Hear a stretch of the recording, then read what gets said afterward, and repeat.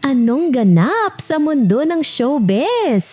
Nag-viral online ang heartfelt birthday message ni Neri Miranda para sa kanyang mister na si Chito Miranda na nagdiwang ng kanyang 50th birthday noong February 7.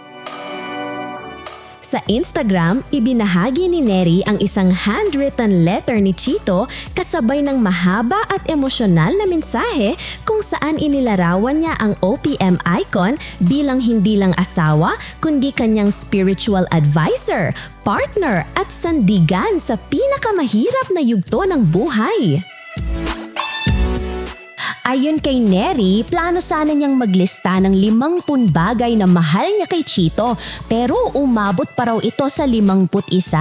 Ibinida rin niya ang pagiging patas, maaasahan at mapagmahal na ama ni Chito sa kanilang mga anak. Pinuri rin ni Neri ang malalim na pananampalataya ng kanyang asawa na aniya'y naging instrumento para manatili siyang matatag sa kabila ng mga pagsubok.